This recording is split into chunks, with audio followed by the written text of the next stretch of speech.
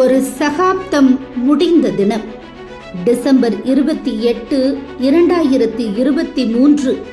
தமிழகமே உறைந்து போன நாள். சென்னை கோயம்பேடு முதல் தீவுத்திடல் வரை எங்கு பார்த்தாலும் மனித தலைகள்.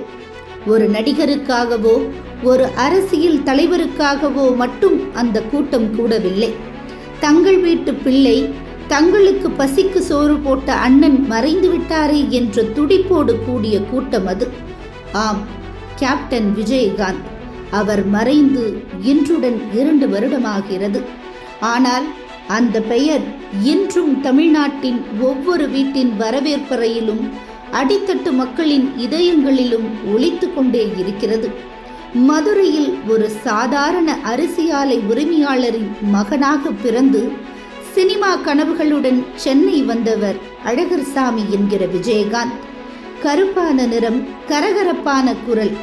ஆரம்பத்தில் அவருக்கு வாய்ப்புகள் மறுக்கப்பட்டன. ஆனால் அவரது விடாமுயற்சி சட்டம் ஒரு இருட்டறை படத்தின் மூலம் அவரை புரட்சி கலைஞராக மாற்றியது. ரஜினி, கமல் என 2 துருவங்கள் ஆட்சி செய்த சினிமாவில் தனக்கென ஒரு தனிப்பாதையை உருவாக்கினார். கேப்டன் பிரபாகரன் படத்தில் அவர் காட்டிய அந்த கம்பீரம்தான் அவருக்கு கேப்டன் என்ற நிரந்தர பெயரை பெற்று தந்தது. விஜயகாந்தை மற்ற நடிகர்களிடம் இருந்து தனித்து காட்டியது அவரது சினிமா நடிப்பு அல்ல, அவரது குணம்தான். படப்பிடிப்பு தளத்தில் சிறு தொழிலாளி முதல் பெரிய நடிகர் வரை அனைவருக்கும் ஒரே தரமான உணவு என்ற முறையை கொண்டு வந்தவர் அவர்தான். பச்சை பாம்பு பச்சை கொடின்னு சொல்லி நட்புக்கு இலக்கணம் இல்லைங்கிற நான் நட்புக்கு உங்களுக்கு என்னைக்குமே இருப்பேன் தவிர நீங்க என்ன திட்டினாலும் அதை பத்தி பதில் பேச மாட்டேன்.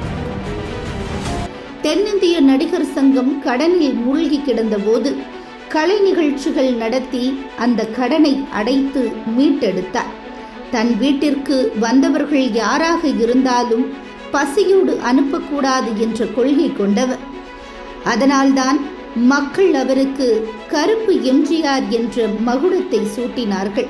என்னையா கோடி கோடியா சேர்த்து வச்சு எங்கயா கொண்டு போய் போறீங்க? செத்தா கூட அருணாக்குடி அத்து விட்டுட்டு தான் உள்ளதை கொண்டு போய் போதைக்கிறா. காசு கிடையாது, ஒண்ணு கிடையாது. 2005 தேசிய முற்போக்கு திராவிட கழகம் என்ற கட்சியை தொடங்கிய போது பலரும் கேலி செய்தனர்.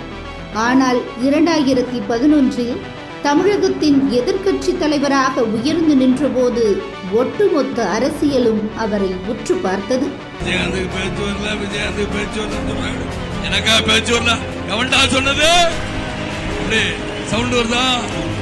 மக்களுடன் தான் கூட்டணி என்று அவர் பேசிய அந்த ஒரு வார்த்தை தமிழக அரசியலில் பெரிய அதிர்வலைகளை ஏற்படுத்தியது.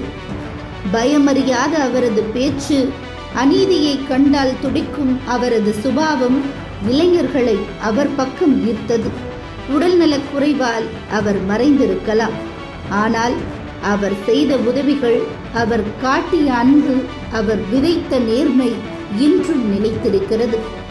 விஜயகாந்த் என்பவர் வெறும் மனிதர் அல்ல, அவர் ஒரு பாடம். பிறர் பசி தீர்ப்பதிலும் துணிச்சலாக வாழ்வதிலும் அவர் காட்டிய வழி இன்றும் பலருக்கு உத்வேகம். கேப்டன், நீங்கள் மறைந்தாலும் எங்கள் நினைவுகளில் என்றென்றும் வாழ்ந்து கொண்டிருக்கிறீர்கள்.